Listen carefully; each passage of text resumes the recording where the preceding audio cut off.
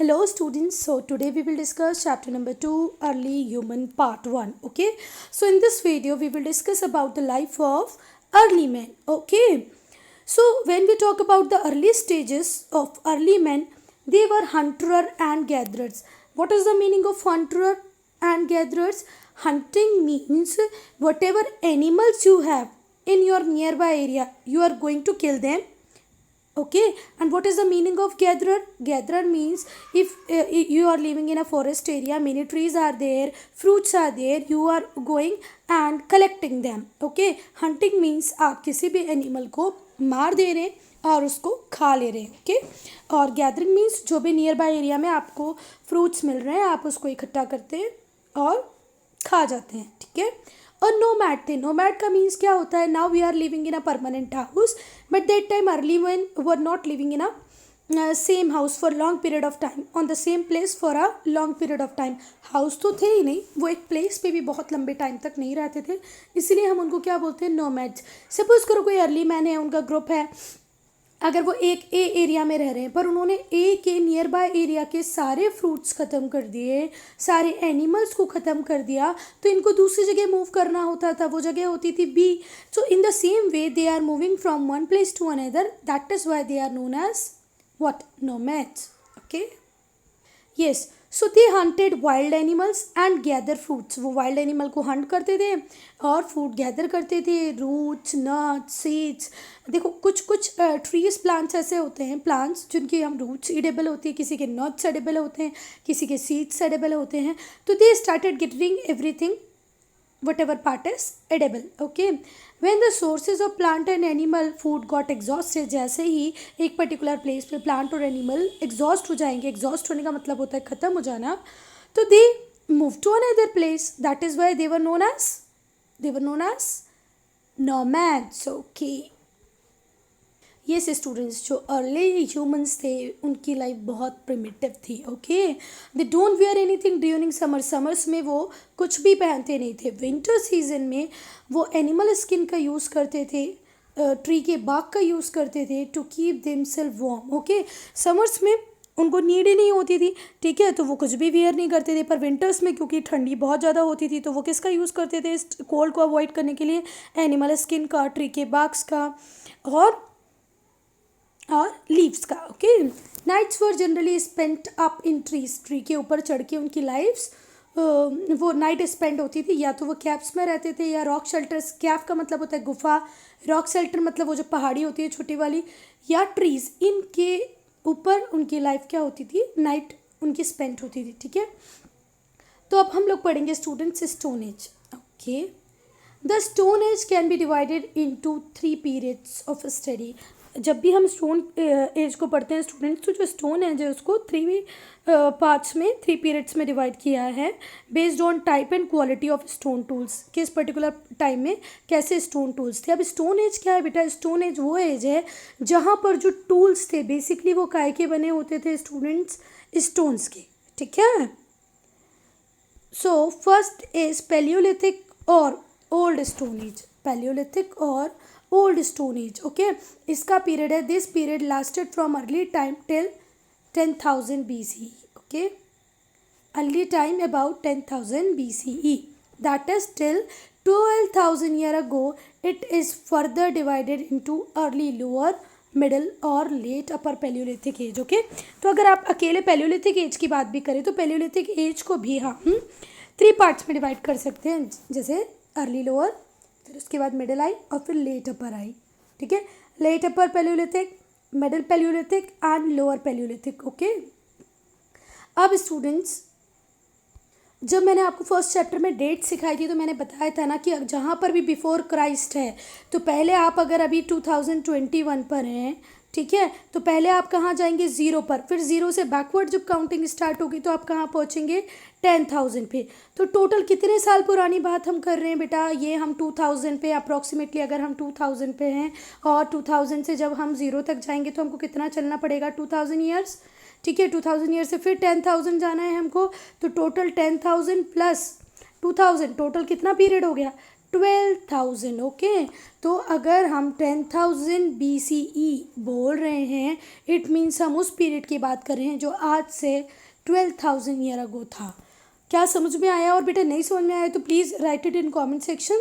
I will explain you further. One dedicated video I will made on it. Okay, next is Mesolithic as. What? Mesolithic as और middle stone as. ठीक है, this period lasted about 10,000 BCE, about 800 BCE. Okay, 800 BCE से 10,000 से 800 BCE तक ये period था. ठीक है, यहाँ पर स्टोन टूल्स थे, उनको हम बोलते थे मैक्रोलिथ्स. क्या बोलते थे स्टूडेंट्स? मैक्रोलिथ्स. स्टोन टूल जो उस पीरियड के थे उसको मैक्रोलिथ्स बोला जाता था. तो ये ऑब्जेक्टिव क्वेश्चन के हिसाब से बहुत ज़्यादा ध्यान रखना. मिडिल स्टोन एज और मेसोलिथिक एज में स्टोन टूल्स को क्या कहा जाता था? Stone tools of this period is known as macroliths. Okay, they were smaller, sharper and more efficient than the tools of paleolithic age. देखो बेटा, जब हम शुरुआत में कोई चीज़ करते हैं तो वो उतनी अच्छी नहीं होती है, पर ग्रेजुअली धीरे धीरे हम जब चीज़ों को करते जाते हैं तो उनमें इम्प्रूवमेंट आता है. तो पैलियोलिथिक टाइम में हम लोगों ने जो भी टूल्स बनाए उनमें वो क्वालिटी नहीं थी जो मेसोलिथिक एज में आई. ओके, बहुत एफिशिएंट बन गए, थोड़े से शार्प बन गए. Apart from stone, animal bones and horns were used. Okay, see, in Paleolithic age they were using only what? Stones. Okay, and they were using crude stones. वो crude stone का use करते थे. But in Mesolithic age, apart from using stones, they were also try to use what? Bones and horns. जो animal के जो सींग होते हैं, जो हड्डियाँ होती हैं, उसका भी उन्होंने use किया for making tools. Okay, older varieties of crude stone tools however continued to be used during this period. इस पीरियड में भी जो क्रूड स्टोन से जो बने हुए जितने भी टूल्स थे उनका यूज़ कंटिन्यू रहा. Okay, here some information is given that is very important for objective type of questions. Okay, learn it here only बेटा. Palaeo means old. पैलियो का मतलब होता है ओल्ड. मैसो का मतलब होता है मिडिल. न्यू का मीन्स होता है न्यू. ओके, ये सारे ग्रीक वर्ड है. Paleo, Meso, New, these all are Greek word. Okay, ठीक है. और लिथिक का मतलब, लिथोस का मतलब होता है स्टोन. ओके, लिथोस का मतलब क्या होता है? स्टोन.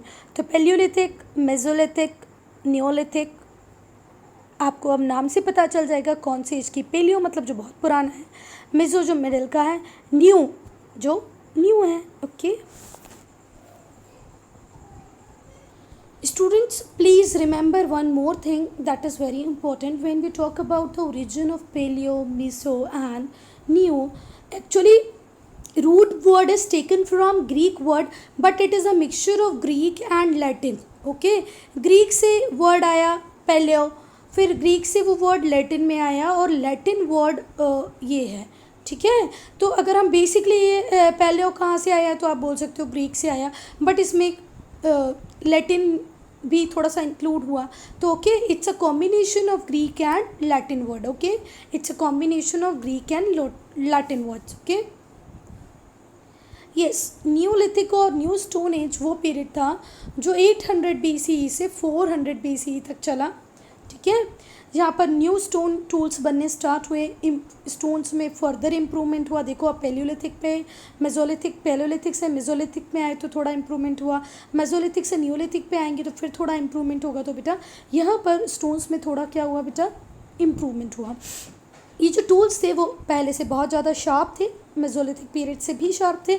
मेसोलिथिक के जो टूल्स थे वो पैलियोलिथिक से शार्प थे, और जो न्यूलिथिक के हैं वो मेसोलिथिक से शार्प हैं. ये पॉलिश होते थे टू स्पार्कल, इनमें शाइन आ जाए इसीलिए इनको पॉलिश किया जाता था. Large number of axes, sickle, spears and arrow heads have been found from neolithic sites. Okay, जो जितने भी न्यूलिथिक साइट मिली हैं इंडिया में या वर्ल्ड में, वहाँ से हमको एक्सेस मिली हैं, सिकल्स मिले हैं, स्पीयर्स मिले हैं, एरो हेड मिले हैं. Okay, so students, I hope that you all know the meaning of x, sickle, spear and arrowhead. If you are not knowing, then just Google it, see the image and make the image in your mind. Okay, now next topic is sites. Okay, evidences of hunter gatherer have been discovered on many places, at many places. Okay, ये evidences किस form में मिले होंगे students? ऐसे तो नहीं होगा उन्होंने वीडियो बना के कोई पेन ड्राइव में सेव कर दिया होगा, ऐसे नहीं होगा ना, या तो मोबाइल में वीडियो शूट किया होगा. But what evidences I am talking about, these evidences are stone tools. Okay, some stone tools are finished, some are unfinished. These places are called sites. वो places जहाँ पर हमें थोड़े बहुत stone tools मिलते हैं, जहाँ से हमको आइडिया लगता है कि अर्ली मैन हो सकता है यहाँ रहते होंगे, उसको हम क्या बोलते हैं बेटा? साइट्स. बहुत सारी साइट्स हैं जो आपको मैप में भी आपको ऊपर दिखाने वाली हूँ, उसमें मिलेगी. आपको पता चलेगा कि जो मेन या जो बहुत सारी साइट्स हैं वो हमेशा किसके पास मिलेगी? रिवर्स के पास. So students, you all are knowing that water is the basic necessity of human life. Okay, now we are knowing how to take out water from inside the earth, but before, early men are not knowing that if we are digging the well, then we can able to find the water. So they are completely dependent on whatever water available on the surface. Okay, so that is why the main reason is whatever sites I am going to show you, they are on the bank of rivers only. Okay, human generally settle close to rivers so that they can sufficient quantity of water, sufficient supply.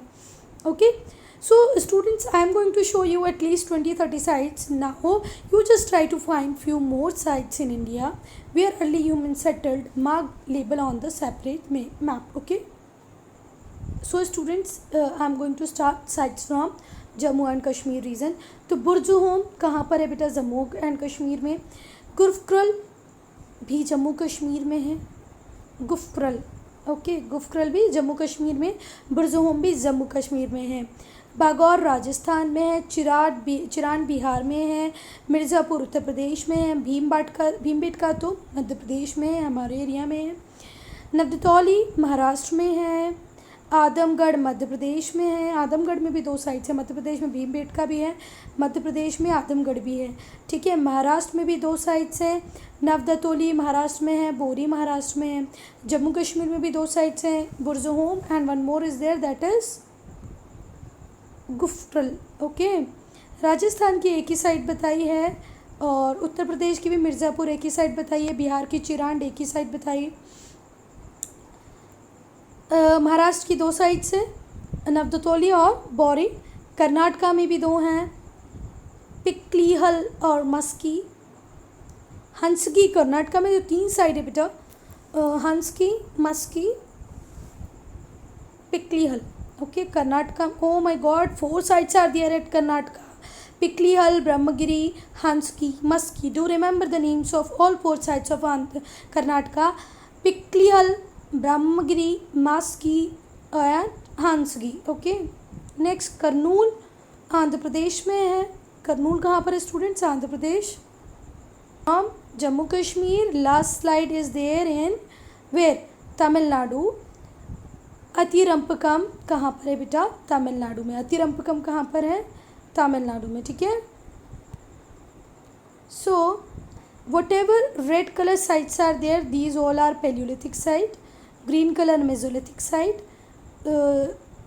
light green Neolithic, और जो red round circle है वो है Chalcolithic sites. Okay, तो आपको students ये map बहुत important है, आपको लर्न करना है. Okay, human make tools. Okay, a large number of tools belonging to 3 stone age, either Paleolithic, Neolithic or Mesolithic, found at many places. Okay, and most of them are of stone, since stone was easily available. अगर आज भी हम आपको बोलें yes, start collecting something, okay, without paying money, so you can collect stones without paying money. Still stones are easily available commodity. So think about that time, stones are mostly available commodity. Okay, and yes बेटा, अगर आपको किसी को मारना है, ठीक है, अगर आप स्टोन भी नहीं बना रहे, आप उसको सीधा पत्थर भी खींच के मार दोगे तो भी क्या होगा? उस आदमी को लग जाएगी, उस एनिमल को लग जाएगी, है ना. तो स्टोन्स के दोनों ही पर्पस में काम आता था. स्टोन इजीली अवेलेबल भी था, और मार दो तो लग भी जाता था. अच्छा, बिगिनिंग में क्या हुआ? ह्यूमन ने सर्च किए stones, which could be used as a tool. पहले धीरे धीरे सर्च स्टार्ट हुई तो हमने वो स्टोन्स को सर्च किया जिससे हम टूल्स ईजिली बना पाए। Okay, later they started making crude stone tools for specific need. फिर उन्होंने स्पेसिफिक नीड्स के हिसाब से टूल्स बनाना चालू कर दिया। फ्लिंट, अब फ्लिंट क्या होता है थोड़ा ध्यान से सुनना, ऑब्जेक्टिव क्वेश्चन के लिए बहुत इंपॉर्टेंट है। फ्लिंट एक टाइप का स्टोन है, was widely use to make tools and weapons. Flint is a type of stone which was use by making tools and weapons. Since flint chips are easily it could be moulded into, flint की chips easily निकल जाती हैं इसीलिए आप उसको mould कर सकते हो जो भी डिज़ाइन आप चाह रहे हो। Students, I like this book very much, very interesting book. And see, first early humans use tools for chopping, for scraping and for hunting. Okay, he want to hunt deer, he is scraping and he is chopping. Okay, yes, flint के फ्लिंट्स easily निकल जाते हैं students, इसीलिए उसको आप different shapes दे सकते हैं। ठीक है, जो अर्ली ह्यूमंस थे chipped flint and other stone till they acquired the design shape. अब जब तक उसके फ्लिंट निकालते रहें, जब तक उसको शेप देते रहें, जब तक आपको ऐसा ना लगे जो शेप में चाह रहा हूँ वो मिल गया है। ठीक है, both big and small tools stones are use to make tools and weapons. Stone large stones का भी यूज़ होता था स्टूडेंट्स और स्मॉल स्टोन्स का भी।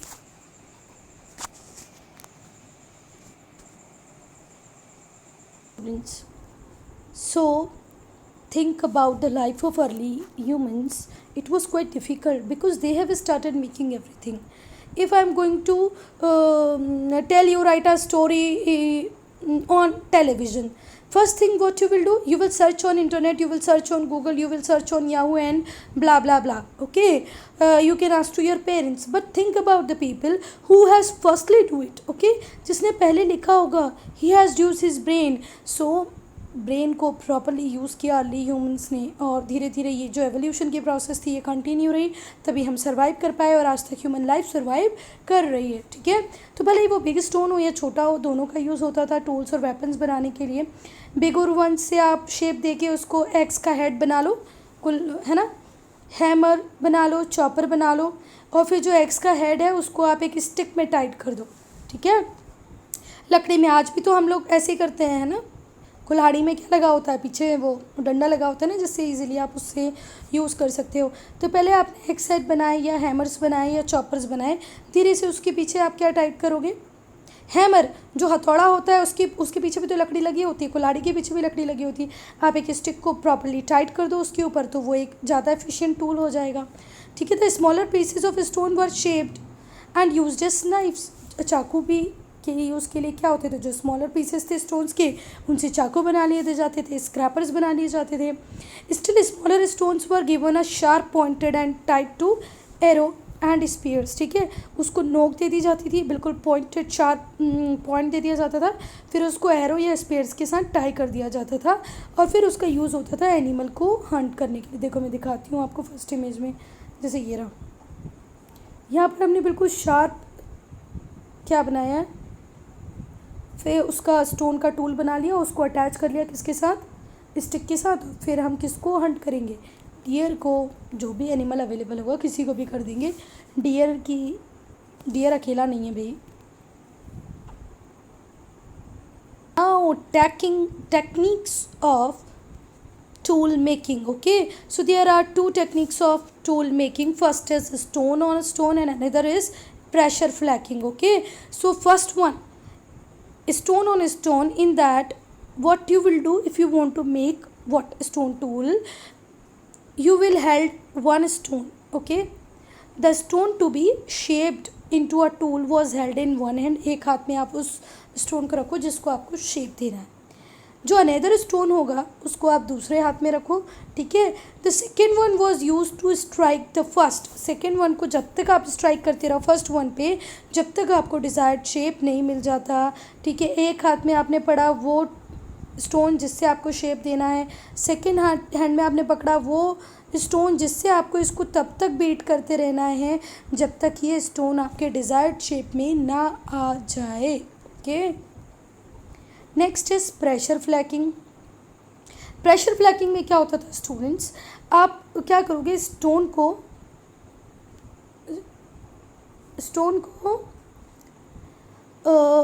फर्म सरफेस पे रख दोगे। फर्म सरफेस मतलब जैसे रॉक हुई, ऐसे प्लेसेस पे आप उस स्टोन को रख दो, ठीक है। A stone sharpen from one end was keeped on the first stone, okay.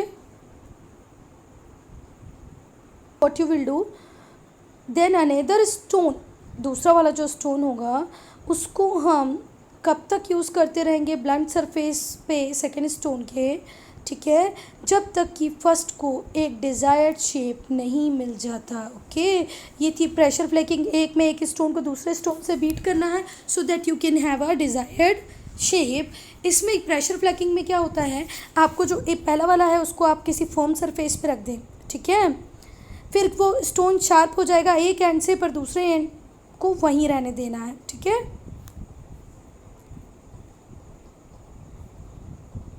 अब आपने दो मेथड सीख ली, pressure flaking and stone on stone. अब आप क्या करने वाले हो बेटा, इससे क्या करोगे, अगर ये दोनों मेथड में से अगर कोई मेथड आपको समझ में नहीं आई है तो please write in comment section. The stone tools were use to cut trees, tree को कट करना है तो आप किसका यूज़ करोगे, स्टोन टूल का। बाग को स्क्रैप करना है तो भी आपको स्टोन टूल चाहिए, ग्राउंड को डिग करना है तो भी आपको स्टोन टूल चाहिए, एनिमल की हंटिंग भी स्टोन टूल से ही होगी, okay. Stitch animal skins to make clothes and to chop meat fruits and wood, okay. तो अगर आपकी मैम आपसे पूछती है today for what purpose you are using what knives, okay, so we can say for chopping animal, human or vegetables or fruits, okay, we are using what knives, don't say human, हाँ नहीं तो police ले जाएगी बेटा। So various purposes are there for using knives. In the same way, early humans used the stone tools for digging the ground, hunting the animal, stitching animal skin for making clothes, to chop meat, fruits, food, vegetables, etc. Okay. So I hope the uses are very clear to you. Okay, learn the uses because one question is there in your book about the uses of stone tool. Discover fire, okay. आग, fire को कैसे early human ने discover किया होगा। One of the greatest discovery made by early humans was fire. Obviously students, अगर हम wheel की बात करें और फायर की बात करें तो ये दो ऐसी डिस्कवरीज हैं जिन्होंने ह्यूमन लाइफ को ड्रास्टिकली चेंज किया, okay. It will never to be known how it happened. आज तक किसी को पता नहीं चला है बेटा कि ऐसा कैसे हुआ, ऐसा कैसे उन लोगों ने एग्जैक्टली देखो, उस टाइम में हम लोग थे ही नहीं, जो बुक्स में लिखा है उसको हमने पढ़ा है, पर एग्जैक्टली 100% कोई श्योर नहीं बता सकता है कि कैसे डिस्कवर हुआ होगा। पर अगर हम लोग देखें तो जब हम दो स्टोन्स को और टू फ्लेंट्स को जब हम रब करते हैं साथ में तो क्या होता है बेटा, एक स्पार्क आता है, ठीक है। अगर ये स्पार्क कभी ड्राई लीव्स पे चला जाएगा जो कि नियर बाय एरिया में है, तो ड्राई लीव्स तो मतलब जो सूखी पत्तियां हैं वो तो उस छोटी सी आग से भी जल जाएंगी। मीन्स आपके पास दो पत्थर हैं, आप उनको एक दूसरे पे मारेंगे तो क्या जनरेट होगी, फायर, ओके। और perhaps lightning struck a tree and it wents up in flames. और देखो, ये हो सकता है कि दो पत्थर उन्होंने आपस में टकराए होंगे, उन्होंने इंटेंशनली, उनको नहीं पता था ऐसा होगा, पर बाय मिस्टेक अगर उन्होंने टकराए होंगे, स्पार्क हुई होगी, वो स्पार्क होते हुए पत्थर उन्होंने कहीं फेंक दिए होंगे तो आग लग गई होगी, ठीक है। पर ऐसा भी हो सकता है कि थंडर से वो स्पार्किंग हुई हो, तो 100% हम श्योरिटी से नहीं बोल सकते हैं कि कैसे हुआ, बट बहुत अच्छा हुआ। अगर फायर नहीं होती तो आपको भी पिज़्ज़ा, सैंडविच, मैगी कुछ खाने को नहीं मिलता, because these all eatables required what, fire. Over a period of time, जैसे जैसे टाइम जाता गया, ह्यूमन ने सीखा कि कैसे हम फायर का अपनी डेवलपमेंट के लिए अपने लिए यूज़ कर सकते हैं। देखो, फायर ने उनको क्या दी, लाइट दी, ठीक है। तो लाइट से मतलब जब ठंडियों में हम लोग आग लगाते हैं तो आग हमको क्या करती, गर्म रखती है ना। Early humans keeped a fire burning at entrance of their caves. जो उनकी गुफा होती थी उसके जो एंट्रेंस होती थी उसके ऊपर भी वो आग लगा के रखते थे, क्यों, कि जिससे एनिमल डर जाए, ठीक है, उनकी केव्स में ना आए। फिर धीरे धीरे से उनको ऐसे समझ में आया कि जो हम रॉ मीट खाते हैं उसमें हमको थोड़ा ज़्यादा क्या लगानी पड़ती है, एनर्जी देनी पड़ती है खाने के टाइम पर। तो हम इस फायर से अपने फूड को भी कुक कर सकते हैं। बेटा अगर मैं आपको कच्चा गार्ड दे दूँ, कच्ची लौकी दे दूँ, बोलूँ खाओ इसको, और एक बार लौकी बना के दूँ, देखो लौकी आपको अच्छी तो नहीं लगेगी, पर भी बनी हुई लौकी, लौकी का जो सब्जी है, वेजिटेबल है, वो आपको कच्ची लौकी से तो अच्छा ही लगेगा, है ना। तो जब उन्होंने फर्स्ट टाइम सेकेंड टाइम जब वो कुक्ड फूड खाया तो दे फील्ड हैप्पी, ओ माई गॉड कितना टेस्टी डिलीशियस फूड मिल गया। तो धीरे से उन्होंने फायर का फूड कुक करने में भी यूज़ किया। This may have happened accidentally, और हो सकता है एक्सीडेंटली भी हुआ हो, ठीक है, कि एक रॉ मीट का पीस पड़ा हो, वो किसी तरीके से आग में आ गया हो, फायर के अंदर आ गया हो और रोस्ट हो गया हो, ठीक है, और फिर किसी अर्ली मैन ने उसको उठा के खाया हो और उसको लगा होगा wow it taste good, so they started what cooking food. बेटा कुछ तो ऐसे ही हुआ होगा, है ना। Early humans M.F. हुसैन भी थे जो बहुत अच्छी पेंटिंग कर लेते थे, ठीक है, और ये I am not joking, literally they were master in paintings, okay. So if you want to see the painting you just move towards Bhimbetka. Bhimbetka is there in Madhya Pradesh. बहुत सारी केव्स ऐसी थी बेटा जहाँ पर जो वॉल्स थी, दीवारें थी, उसके ऊपर क्या है पेंटिंग्स है, ठीक है। अर्ली ह्यूमंस ने की ये जो पेंटिंग है ये अपनी फीलिंग को एक्सप्रेस करने के लिए बनाई है। This may also have been done on ceremonial occasion, हो सकता है कोई फेस्टिवल वगैरह होता हो उनका, उस पर वो पेंटिंग करते हों, पर पेंटिंग्स तो उन्होंने की हैं और बहुत अच्छी पेंटिंग की है। आप लोग थोड़ा सा और सोचो कि क्यों पेंटिंग करते होंगे, कोई हो सकता है बहुत सैड हो जाता होगा तो पेंटिंग कर देता होगा, तो think about it. Bhimbetka, Bhimbetka कहाँ पर है स्टूडेंट्स? मध्य प्रदेश में। कहाँ पर है? मध्य प्रदेश में, ओके। ये देखो ये स्टोन ऑन स्टोन मेथड है कि आपको वन हैंड में भी स्टोन रखना है और अनदर हैंड में भी स्टोन रखना है, ठीक है। और ये प्रेशर फ्लैकिंग में क्या होता है, एक कॉर्नर आप किसके ऊपर रख दो, किसी फर्म सरफेस के ऊपर रख दो, और दूसरे पे जब तक आप, जैसे मैं कैसे बताऊँ यार, जैसे ये रखा है स्टोन, ये रखा है स्टोन, अब मुझे इसको शेप देनी है, तो ये जो नुकीले पार्ट से मैं यहाँ से स्टोन से प्रेशर लगा लगा के तब तक इसको मैं क्या करती रहूँगी, हैम करती रहूँगी जब तक ये वाले स्टोन को प्रॉपर शेप ना मिल जाए, ठीक है। जैसे जो नुकीला वाला पार्ट है ये इसको शेप दे देगा।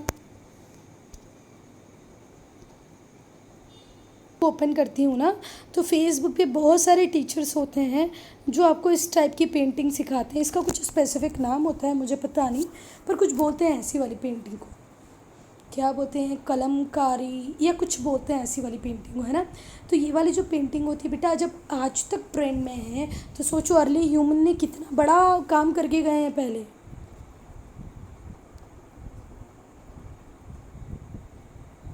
है ये जो पेंटिंग है ये प्री हिस्टोरिक है, मैंने उस दिन बताया था ना, प्री हिस्टोरिक वो पीरियड है जहाँ पर आपको रिटन रिकॉर्ड्स बहुत कम मिलते हैं, है ना। ये जो रॉक पेंटिंग है ये भीमबेटका के रॉक शेल्टर्स में है और it's a pre historic record. There are 750 rock shelters here, Bhimbetka में 750 रॉक शेल्टर्स हैं स्टूडेंट्स। कितने रॉक शेल्टर हैं? 750। Nearly 500 of which have painting, कम से कम आउट ऑफ 750 500 में से बेटा पेंटिंग है। It means painting is normal, ऐसा नहीं होता साल 2 साल में एक बार करते होंगे, कभी मतलब तभी तो इतनी ज़्यादा रॉक्स में क्या है पेंटिंग्स हैं, मतलब नॉर्मल था पेंटिंग करना। Painting depict scenes from everyday life, जब हम उस पेंटिंग को देखते हैं तो वो पेंटिंग डेपिक्ट करती है उनकी डेली लाइफ के सीन को। कई बार देखा कि ग्रुप्स में और अकेले भी, अलोन भी और ग्रुप्स में भी, जो मैन है वो हंटिंग कर रहे हैं, राइडिंग कर रहे हैं, राइडिंग मतलब एनिमल के ऊपर बैठ के सवारी कर रहे हैं, डांसिंग की कुछ पेंटिंग्स है, कुछ रिलीजियस वो रिचुअल्स परफॉर्म कर रहे हैं, women grinding and preparing food, yes उस टाइम से में भी वुमेन को ग्राइंडिंग और फूड प्रिपेयर करने के लिए रखा, ठीक है। उस टाइम में भी वुमेन की जो ड्यूटी थी वो ग्राइंडिंग एंड प्रिपेयरिंग फूड, और जो मैन थे वो राइडिंग कर रहे हैं, ग्रुप्स में हंटिंग कर रहे हैं, ठीक है। कुछ मैन वुमेन डांस भी कर रहे हैं, कुछ रिचुअल्स परफॉर्म कर रहे हैं, चिल्ड्रंस जंपिंग कर रहे हैं, प्लेइंग कर रहे हैं। These all you can see at where Bhimbetka, okay. A large number of animals have also been painted, most of them in great detail. बेटा बहुत सारे एनिमल्स को भी पेंट किया गया है। जो रॉक पेंटिंग्स है उसमें बहुत सारे एनिमल्स को भी क्या किया गया है, पेंट किया गया है, और बहुत ही बारीकी से, डिटेल से। यस, अब कौन कौन से कलर्स थे जो उन्होंने यूज़ किए उस time for colouring their painting? Red, green, white, ochre. Red, green, white, ochre, ठीक है। ये जो पेंट थे ये हो सकता है रॉक्स को ग्राइंड करके बनाए गए हों, जो चट्टानें हैं उनको पीस के बनाए गए हों, और मिनरल से भी बनाए गए हों, उनको पाउडर फॉर्म में बनाया हो। पहले रॉक और मिनरल्स को ग्राइंड किया, उसको बिल्कुल पाउडर फॉर्म में बना लिया और फिर उससे पेंटिंग की होगी, इट मे बी। और कुछ बुक्स बोलती हैं कि ये जो कलर्स हैं ये फ्लावर्स से लिए गए हैं, लीफ से लिए गए हैं। जो मिनरल और स्टोन को पीस के पहले उनका पाउडर बनाया होगा स्टूडेंट्स, फिर उस पाउडर का यूज़ कैसे किया होगा? हो सकता है वाटर मिक्स किया हो या कोई स्टिकी सब्सटेंस मिक्स किया हो, ठीक है। जैसे रेसिन्स फ्रॉम ट्री। रेजिन का मतलब क्या होता है पता? जो गोंद, जो ग्लू होती है, जैसे फेविकॉल बनता है, आप ग्लू से पेजेस को स्टिक करते हैं ना, वो ग्लू बनती है बेटा रेजिन से, है ना। तो रेजिन जो ट्री में लगता है, जो गोंद होती है, उसको मिला के या वाटर को मिला के जो पाउडर कलर है उसमें पानी मिक्स करके, गोंद मिक्स करके उससे पेंट किया होगा, ऐसे बोल सकते हैं, ठीक है। अब डेक्कन की अगर हम बात करें, डेक्कन पता है ना आपको? डेक्कन इंडिया का ये वाला रीजन है, पेनिनसुलर ये वाला रीजन है ना। तो ये जो डेक्कन वाला रीजन है स्टूडेंट्स, यहाँ पर भी बहुत सारी प्री हिस्टोरिक साइट्स मिली हैं, ठीक है। उनका एक्सकवेशन हुआ है, जैसे बोरी, मोरगांव, चिरकी, नेवासा, इसामपुर, कुनौरे, सासवद, नासरे, यदुवड़ी, अतरमपक्कम, अत्यरामपक्कम, क्या लिखा है भाई एक बार पढ़ना, अतिरामपक्कम, ठीक है। तो ये वो साइड है जो हमको कहाँ पर मिली है बेटा? डेक्कन में मिली है। और ये सारी की सारी साइट्स बताती हैं कि उस टाइम में स्टोन टूल्स थे, जैसे हैंड एक्स था, चॉपर थे, क्लीवर्स थे, स्क्रैपर्स थे। अगर आपको हैंड एक्स नहीं पता है, आपने हैमर नहीं देखा है, कुल्हाड़ी एक्स नहीं देखी है, चॉपर नहीं देखे हैं, क्लीवर्स नहीं देखे हैं, तो बेटा गूगल में इमेजेस देखो, आपको एक बार में समझ में आएगा, ठीक है। मैं एक बार फिर से इनके नाम पढ़ती हूँ, ज़रा ध्यान रखना। बोरी, मोरगांव, चिरकी, नेवासा, इसमपुर, गुनौर, सासवद, नासरे, यदुरवड़ी, अतिरामपक्कम, ओके। ये वो साइट्स हैं जो डेक्कन में मिली है। जो हंस की प्लेस है या जो वेचुअल वैली है ये डेक्कन में है, और यहाँ पर आपको बहुत सारी स्टोन एज साइट्स मिलेंगी। डेक्कन में अगर कोई पूछता है सबसे बहुत सारी स्टोन एज साइट्स कहाँ मिलेंगी, तो बताना हंसगी में, बैचवल में, okay. If both large and small ones are taken into account, the number crosses 200. अकेले अगर डेक्कन में हम बात करें, बहुत बड़ी बड़ी और छोटी छोटी दोनों को मिला लें, तो कम से कम 200 साइट्स हैं, ठीक है। बहुत सारी में फिनिश्ड अनफिनिश्ड स्टोन टूल्स मिले हैं, ठीक है। It appears that early human lived hair over a long period of time. ऐसे लगता है हंस की बैचुअल वाला जो डेक्कन वाला रीज़न है, अर्ली ह्यूमन्स यहाँ बहुत टाइम तक रहे हैं, ठीक है। The stone tools found from prehistoric sites of Deccan are an important link with the past.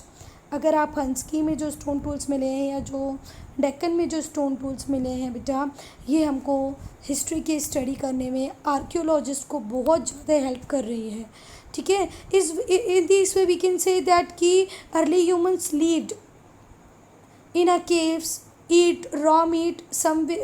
After the discovery of fire, he started eating cooked food. Okay. So इस chapter में आपको पता चल गया होगा कि उनकी लाइफ में कितनी प्रॉब्लम थी, खाने से लेके जो लिविंग कंडीशन थी वो बहुत हार्श थी, हमेशा उनको वाइल्ड एनिमल से डर लगा रहता था। Okay. So whatever things rest in this chapter we will discuss in next video. कि अभी तो हमने हंटिंग और गैदरिंग पढ़ा, कि अभी अर्ली ह्यूमन हंटिंग गैदरिंग कर रहे हैं। नेक्स्ट चैप्टर में हम लोग पढ़ेंगे, क्या पढ़ेंगे? Food producer. Okay. If you have any doubt, any problem, do right in comment section.